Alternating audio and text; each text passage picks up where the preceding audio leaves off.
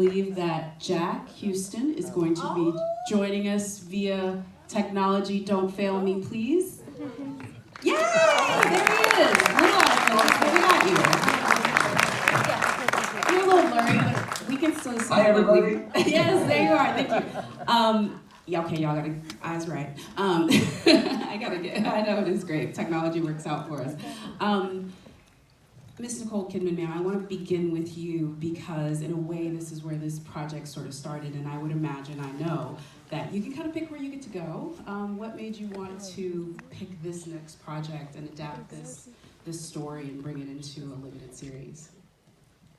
Lulu. I wanted to hand this over to Lulu and see what she would do with it. I loved that it was such a rich, dense piece of work that needed somebody with her intellect and her heart, and she's a force of nature, and I wanted her to put together the cast that she felt was going to portray the roles correctly, and for her to take control of the world, and she did. Yes, she did.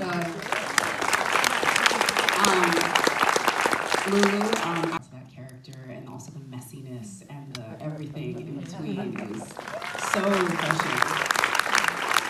And we've been seeing you on our screens and familiar with your work as an actor for a while now, but I do have to say, I think this is the first time I've really gotten to see the breadth of the talents that you can bring. Like, I just think about that moment when you're dressing her up in your finery, and then the next day treating her like she's not, like, girl, I was like, I didn't know she had it in her. Talk about a moment when you don't like someone anymore. Yes. Talk about how it was to sort of approach her, because she really is a character that goes very different as far as where she rests with the audience throughout the episodes, especially even this one. Yeah, I think it was really exciting, right, to get a chance to throw my hat in the rings, you know, to show some of the skill set that I do feel that I had, right? This is what actors, this is what we dream of. This is why you become an artist on any level, is for the discomfort and the mess and the, give me the thing to sink my teeth into. And I felt so deeply thankful to Lulu and Nicole for really championing me, you know.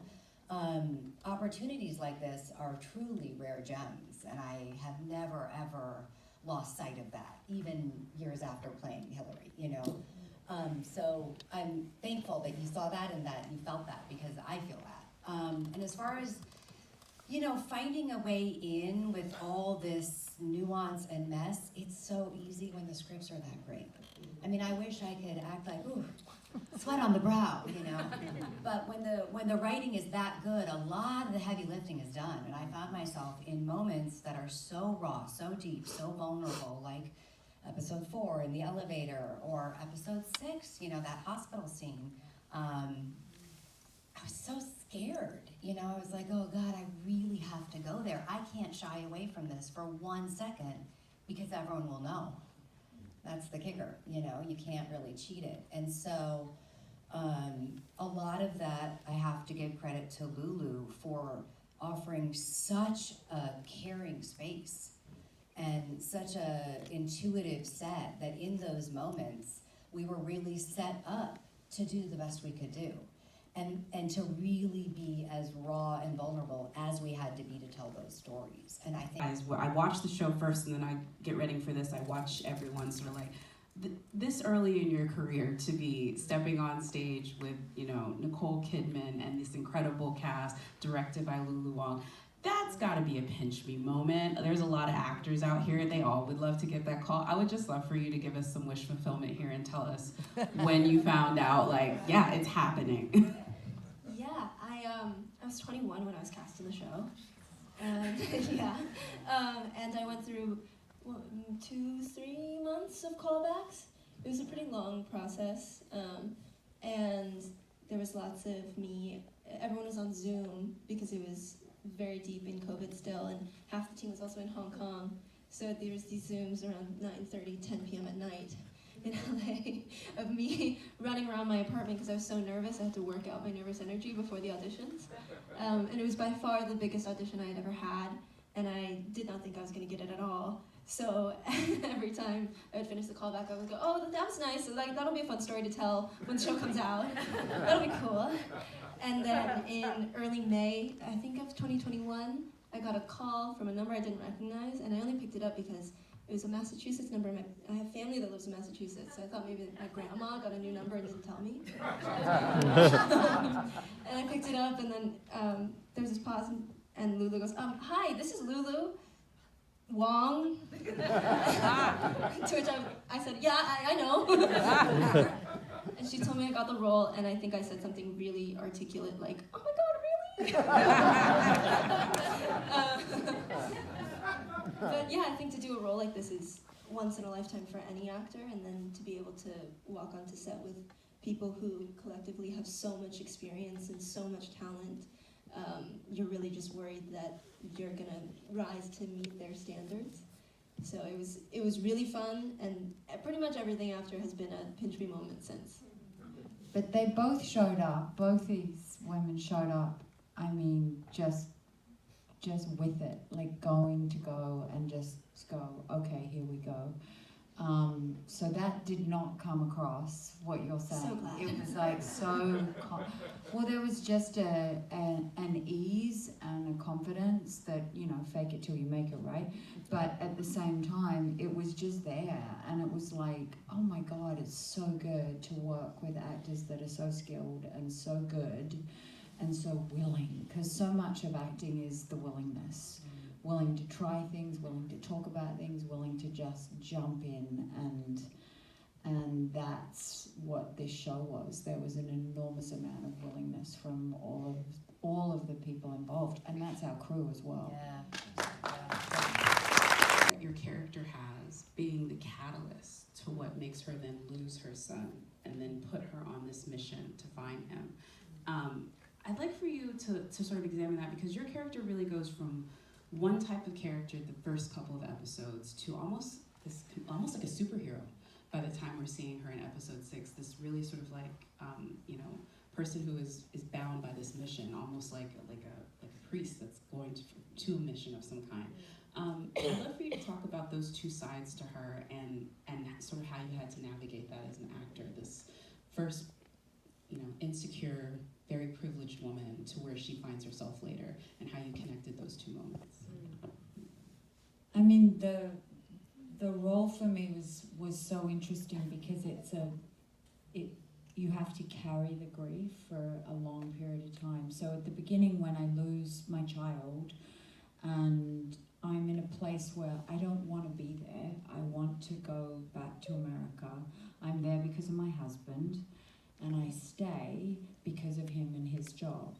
So I'm in a place of I've given up my career for his career. So that's a great place to start as an actor, particularly with a role. So therefore there's that, and then there's the losing your child in a market, and the blame, and then the absolute terror and grief, and then the linking of how that happens, and then having to carry it through because it shifts back and forth. This is a non-linear series, and how it isn't histrionic. It's not the initial stages of losing, it's the carrying of it.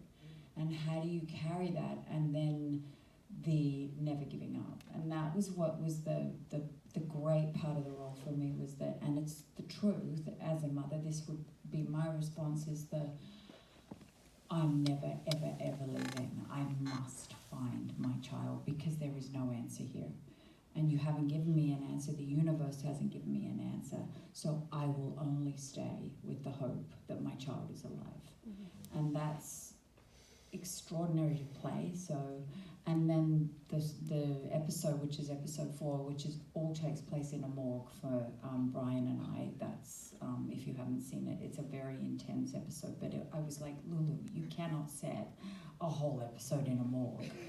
And I thought, like you do, I was like, this is going to be awful, and the two of us did not want to do it. But Brian and I were like, but it was so extraordinary as an actor once I just surrendered to it and went, okay, so here it is. And then at the end of that episode, when it's revealed that it isn't our child lying there, because we're brought to identify whether it's our child or not. And he collapses because he wants closure. Even if it is death, he wants closure. I'm so relieved and so invigorated because it's not him. So that gives me hope. So there you have these two conflicting emotions from a couple that love each other. And there's love in the relationship, and that was the other beautiful thing that I loved about it, is that this was a marriage that actually was surviving.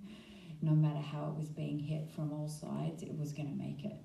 And I think you feel that through the whole series. And that was something beautiful to be able to play. So while you're playing all of these other things, there is still hope.